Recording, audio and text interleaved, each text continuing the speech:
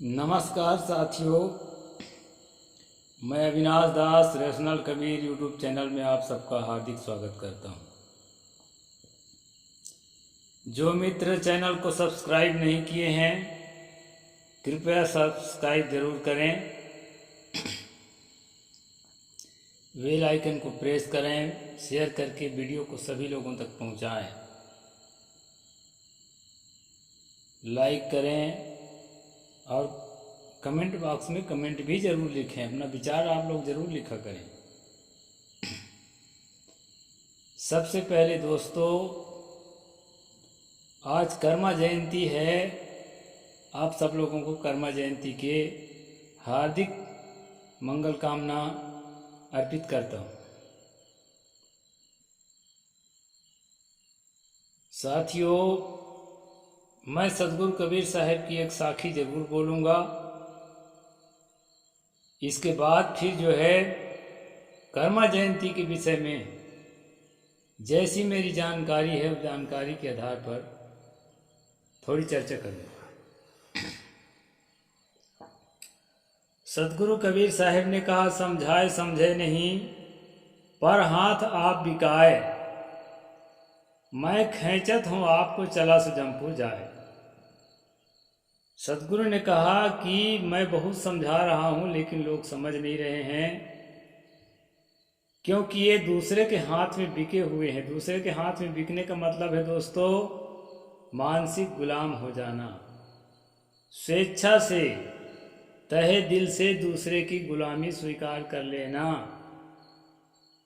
अब मैं खींचत हूँ आपको, सदगुरु कहते हैं मैं इनको आत्मज्ञान की ओर खींच रहा हूँ, स्वतंत्रता की ओर खींच रहा हूँ, आत्मविश्वास की ओर खींच रहा हूँ और आत्मनिर्भरता की ओर खींच रहा हूँ। मैं खींचत हूँ आपको, लेकिन चलो सो जमपुर जाए। ये लोग जो है जमपुर की ओर, अर्थात जहाँ दुख है, जहाँ मृत्यु है, जहाँ परेशानी है, उसी ओर खींचते चले जा रहे हैं। भक्षक को ही रक्षक समझ बैठे हैं। ये दशा कबीर साहब के सामने जनता की रही है दोस्तों, और हम लोगों के सामने आज है। आज कर्मा जयंती है साथियों। कर्मा बाई के जो इतिहास है धुंधले में है। कोई उनका बायोग्राफी जो है एथेंटिक बायोग्राफी मुझे नहीं मिला है अभी तक, लेकिन गूगल में सर्च करने पर पता चलता है कि एक कृष्ण भक्ति करने वाली जाट समाज में जीवन राम डूडी का बेटी कर्माबाई हुई है। अब मैं इस बात की पुष्टि नहीं करता कि वो कर्माबाई और ये कर्माबाई एक ही है कि अलग अलग है, लेकिन दोस्तों कृष्ण भक्ति की समानता है। और निर्जीव पुतला को अर्थात कृष्ण की मूर्ति को जो है खिचड़ी खिलाने की कहानी दोनों में एक समान है। इसलिए अलग अलग है कि एक है, इस बात की पुष्टि मैं नहीं करता। लेकिन साथियों, इतना तो तय है कि कर्माबाई कोई भी रही हो, वो बहुजन हित ऐसी रही। जाट थी कि साहू थी कि कौन थी, ये मायना नहीं रखता है। लेकिन उसकी कहानी में जो बात जुड़ी है कि तेलियों को मंदिर में प्रवेश नहीं करने दिया जा रहा था, तो वो दल बल साज करके नेतृत्व करते हुए मंदिर में प्रवेश कराने के लिए, हक अधिकार मांगने के लिए मूवमेंट चलाया। हालांकि कहानी तो कुछ अटपट है कि ब्राह्मणों ने जगन्नाथ मंदिर में घुसने ही नहीं दिया। आखिर में क्या हुआ कि भगवान जो पत्थर का मूर्ति था वो खुदे उठ के चला आया कर्माबाई के पास, और उठ के चला आया तो उसको उसने खिचड़ी खिलाया। इस तरह कहानी है। कहानी और भी है दोस्तों कि एक राजा जो है उसके हाथी को, प्रिय हाथी को खुजली हो गई थी। तो वो जो है किसी वैद्य ने बताया कि इसको तेल में डुबाने से ठीक होगा, तो इतना बड़ा हाथी को कहाँ के तेल में डुबाएंगे। तो पूरे तेलियों को आदेश किया कि एक तालाब को तेल से भर दो ताकि मेरा हाथी ठीक हो जाए, और नहीं भरोगे तो फिर खैर नहीं होगी। तो साथियों पूरे उसके राज के सारे तेली जो है तेल भरने लगे तालाब में, लेकिन नहीं भर पाए। तो कर्माबाई ने अपने मंत्र के द्वारा उस तेल को उस तालाब को भर दिया और हाथी को डुबा करके उसकी खुजली को ठीक कर दिया गया। एक कथा है, ऐसी चमत्कारिक कथा जो है किसी भी महामानव के प्रति जोड़ा जाता है भक्तों द्वारा। इसमें कोई अचरज की बात नहीं है। छन करके एक ही बात आती है कि कर्माबाई जरूर कोई न कोई सोशल एक्टिविस्ट की तरह है। साथियों, राजस्थान के कालवा गांव में उसके होने की संकेत मिला है, लेकिन वो अलग भी हो सकती है, क्योंकि यहाँ छत्तीसगढ़ में जिस कर्माबाई की चर्चा है उसको बताया जाता है कि वो तेली समुदाय अर्थात साहू समुदाय की थी। हो सकता है वो अलग हो, यह हो सकता है जो जाट समुदाय की थी उसी को कथा बदल करके प्रस्तुत किया गया हो, ऐसा भी हो सकता है।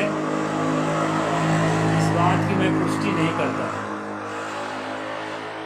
लेकिन जो कहानियां मुझे जिस तरह से मिली है दोस्तों, उस तरह से मैंने प्रस्तुत किया।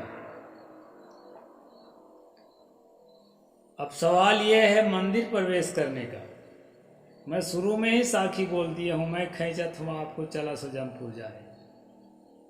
नरक की ओर आदमी भागा चला जा रहा है। ये अंदिर मंदिर में क्या रखा है? जहां तुमको प्रताड़ित किया जाता हो, जहां तुम्हारा शोषण होता हो, जहां तुम्हें गुलामी कराया जाता हो, जहां तुम्हें निंदनीय दृष्टि से देखा जाता हो, वहां जाने की क्या जरूरत है? इसी बात को समझना चाहिए। कर्माबाई समझ पाई कि नहीं समझ पाई, लेकिन जो अभी सुन रहे हैं मेरी बातों को, उनको समझना चाहिए। ये धर्मशास्त्र खोल के बैठा हूं दोस्तों।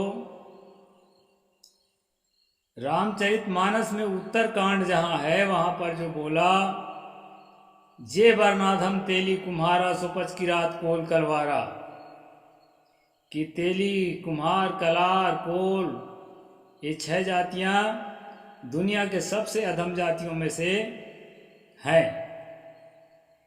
ये तुलसी दुबे ने अपने रामचरितमानस में लिखा। अब सवाल ये पैदा होता है कि ऐसा लिखने की हिम्मत कैसे कर लिया वो? साथियों, ऐसा लिखने की हिम्मत वो इसलिए कर लिया कि उसके खिलाफ आवाज उठाने की हिम्मत हम में नहीं थी। वो चाहे कुछ भी लिखता रहे। दूसरी बात, हमारे लोग पढ़े लिखे नहीं थे, कौन क्या लिख रहा है क्या जाने। जो बताया जाता था सुन के जानते थे। 1848 में जब माता सावित्रीबाई फुले, महात्मा ज्योतिराव फुले लॉर्ड मैकाले के सर्व शिक्षा अभियान को आगे बढ़ाते हुए हमारे लोगों को शिक्षित करना शुरू किया, तब से जो है हम अक्षर ज्ञान के भागीदारी हुए हैं। नहीं तो अनपढ़ गंवार आदमी क्या जानेगा कहाँ क्या लिखा जा रहा है। ये भी एक कारण हो सकता है। और लिखा हुआ कि कोई पढ़ के भी सुनाएगा तो एक दबा कुचला आदमी उसके खिलाफ भला आवाज कैसे उठाएगा। ये तो उस समय की बात है, लेकिन साथियों आज के समय में हम लोग ढोलक बजा बजा के, हारमोनिया बजा बजा के बड़े मीठे शब्दों में गाते हैं, जे बरनाधम तेली कुम्हारा सुपच करात कोल कलवारा, राम सिया राम जय जय राम। ये हाल है हम लोगों का। कितनी मूर्खता हमारे अंदर आज भी ठूस ठूस कर भरी हुई है, ये समझ में मेरे नहीं आता है। कई लोग मेरे खिलाफ लिखेंगे कमेंट में, मैं जानता हूं, लेकिन मैं कहता हूं इनको पढ़ा जाए। अब मैं ये पूछ रहा था कि इतनी हिम्मत उसकी कैसे हो गई लिखने की। दोस्तों, उस समय तो हम में इतनी भी हिम्मत नहीं थी। एक तेली अगर सुबह के समय अपने घर से बाहर निकल गया और किसी ब्राह्मण के या किसी क्षत्रिय की नज़र उस पर पड़ गई तो उसको पीट पीट कर के जो है हाल बेहाल कर दिया जाता था। कोई कोई तो पीटते पीटते मर भी जाता। ऐसा क्यों करते थे दोस्तों? ऐसा इसलिए करते थे कि सुबह सुबह तेली के मुंह देखने से दिन भर का बोहनी बिगड़ जाएगा, दिन भर का काम खराब हो जाएगा, असगुन हो जाएगा। इस प्रकार के जो है वेद शास्त्रों में मान्यता हिंदू धर्म में पहले से चली आई है और इस मान्यता के कारण ऐसा करते थे। दोस्तों, आपको मालूम होना चाहिए कि हमारी उत्पत्ति सिंधु घाटी सभ्यता से है, मध्य भारत से नहीं है। और इसी प्रताड़ना के कारण उत्तर से दक्षिण की ओर बढ़ते बढ़ते मध्य भारत में हमारे पुरखे स्थापित हो गए। इसलिए हमारे लोग जो हैं जहां हैं वहां बहुलता से हैं, सघन हैं, और जहां नहीं है वहां नहीं है। प्रताड़ना से बचने के लिए दोस्तों, प्रताड़ना के खिलाफ आवाज उठाने की हिम्मत हम में नहीं थी, क्योंकि उससे और बहुत पहले हमारे हाथों से हथियार रखने का अधिकार छीन लिया गया था ब्राह्मणों द्वारा। आवाज उठाने के अधिकार छीन लिया गया था ब्राह्मणों द्वारा और हिंदू राष्ट्र की स्थापना किया जा चुका था, जिसको मनुराज कहा जाता है। मैं किताब खोल के बैठा हूं दोस्तों। तुलसी दुबे की हिम्मत इसलिए हुई जेबरनाथम तेली कुम्हारा लिखने का, क्योंकि उसके पहले से परंपरा चली आई थी कि तेली सब जातियों में अधम जाति है और इन्हीं अधम जातियों की हत्या करने के लिए, सामूहिक वध करने के लिए राम अवतार लिया है। इसको मैं रामचरितमानस से ही आपको दिखा दूंगा, जहां पर ये कहा है, जब जब हो ही धर्म की हानि, बाढ़ई असुर अधम अभिमानी। फिर क्या कहते हैं, सीधे ही विप्र धेनु सुरधरनी हैं, करही अनीति जाय नहीं बरनी, सीधे ही विप्र धेनु सुरधरनी। तब तब प्रभु धरि मनुज शरीरा, हरहि महाप्रभु संकट पीरा। इसमें एक लाइन देखने योग्य है दोस्तों, जब जब हो ही धर्म की हानि, बाढ़ही असुर अधम अभिमानी। ये अधम लोग की संख्या बढ़ जाती है और ये जो है अभिमानी हो जाते हैं। संख्या बढ़ने से उनको खत्म करने के लिए परमात्मा को अवतार लेना पड़ता है। किसके खत्म करने के लिए? अधमों को। और अधम कौन है? जे वर्णाधम तेली कुम्हारा, सोपच की रात कोल कलवार। ये रामचरितमानस का कथन, ये वाल्मीकि, ये क्या नाम का आधार, बालकांड का और उत्तरकांड। तो साथियों, मैं ये कह रहा था कि इतना अत्याचार करने के लिए, इतना निर्दयतापूर्ण व्यवहार करने के लिए और इस तरह लिखने के लिए उसकी हिम्मत कहाँ से आ गई? उसको हिम्मत इसलिए आ गई थी दोस्तों कि उसके पहले मनु ने अपनी किताब में बता दिया था, जो हमारे समुदाय के लोग ये रट्टा लगाते हैं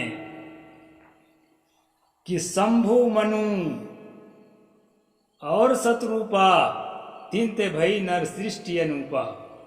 अपना बाप मानते हैं मनु को, उसकी हर बात को सही मानते हैं। उस मनु ने कहा था दोस्तों, मैं पढ़कर सुना देता हूं 2 श्लोक चौथा अध्याय में श्लोक नंबर 84 और 85, ये 2-3 जो है वो मैं सुना देता हूँ आपको पढ़ के। किताब खोल के बैठा हूँ। नराज्ञः प्रतिगृह्याद राजन्य प्रसूतितः सूना चक्र ध्वजवतां बेसेनेव च जीवताम।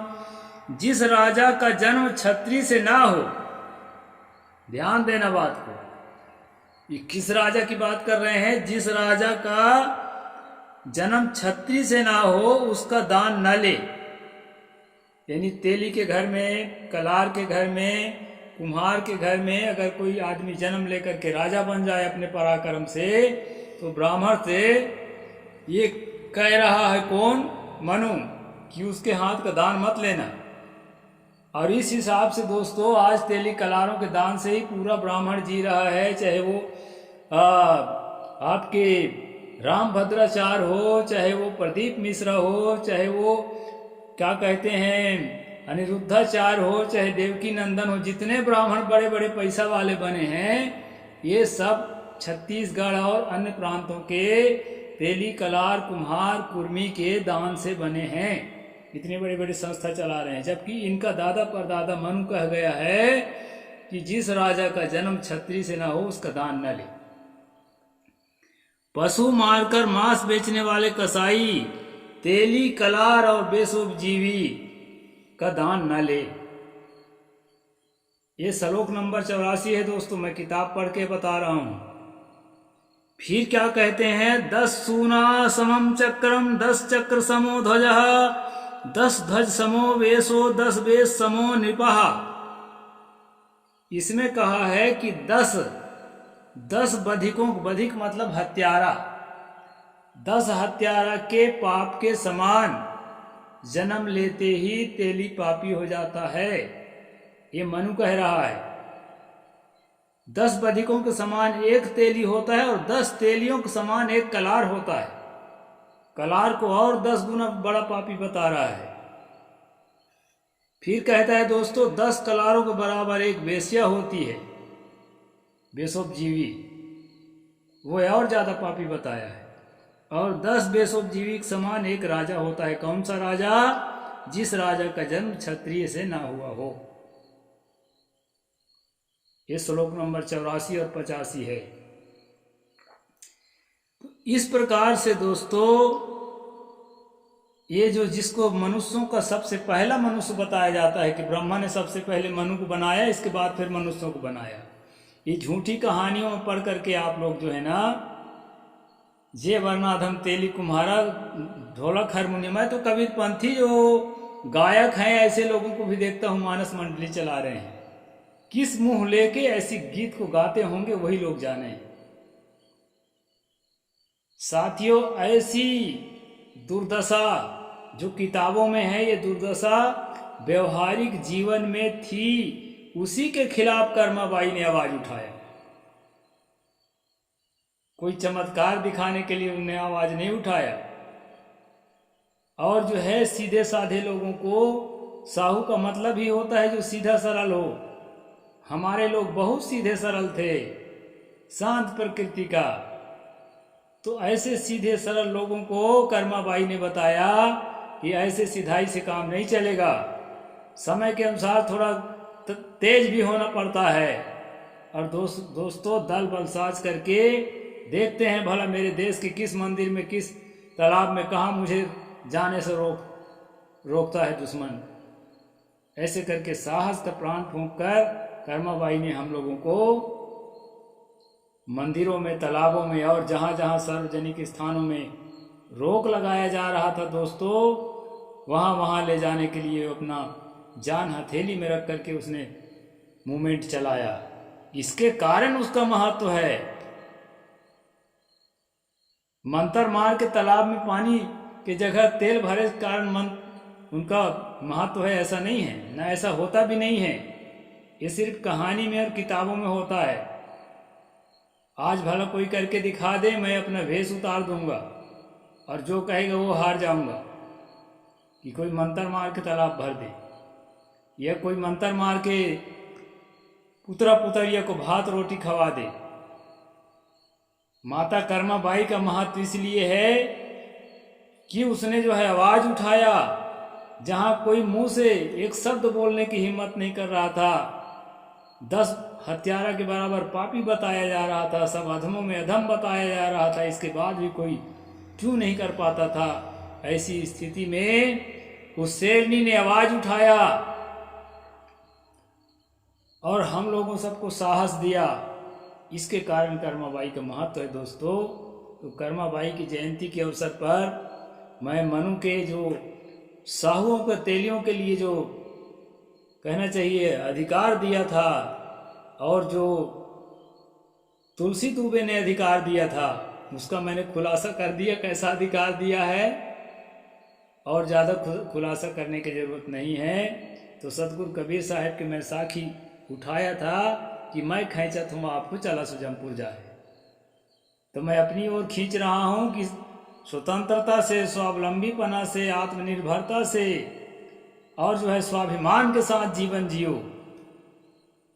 किसी के पिछलग्गू बन के नहीं कि मुख में गुटखा तमाकू चबाया है, अगर चौबे तिवारी लिख रहा है तो घुलन घुलन के जो है उसके पाँव पड़ना शुरू कर दो।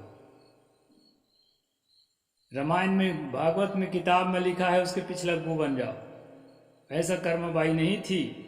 कर्माबाई में स्वाभिमान था, कर्माबाई में वीरता थी, इसलिए आज हम उनका नाम लेते हैं गर्व के साथ और जो है उनके जय जयकार करते हैं। तो दोस्तों, कर्माबाई की जयंती पर आप सबको पुनः मैं मंगल कामना देता हूँ, और जो है ये उम्मीद रखता हूँ कि जिन बातों को मैंने बताया है उन बातों को किताब में जा कर के आप लोग जांच करें और जांच करके देखें कि हाँ ऐसा था कि नहीं था। दोस्तों, आज हम भारतीय संविधान, बाबा साहेब डॉक्टर अम्बेडकर द्वारा लिखित संविधान की ताकत में गरज कर बोलते हैं, नहीं तो कब के हमारी जिभ्या काट दी जाती, कब के हमको हमारे कानों में रांगा पिघला करके डाल दिया जाता। ये मनु का कानून चलता हिंदू राष्ट्र का, राम राज्य का, तो वो चीज़ आज नहीं है दोस्तों। इसलिए आज हिम्मत करके हम कर्मा जयंती मनाते हैं, कबीर जयंती मनाते हैं, रैदास जयंती मनाते हैं, फुले जयंती मनाते हैं और अम्बेडकर जयंती मनाते हैं दोस्तों। तो वीडियो लंबा हो जाएगा, मैं इतना ही कहूँगा। आप सबको पुनः मंगल कामना देते हुए साहेब बंदगी, जय जोहार, जय कर्मा, जय भारत, जय भीम।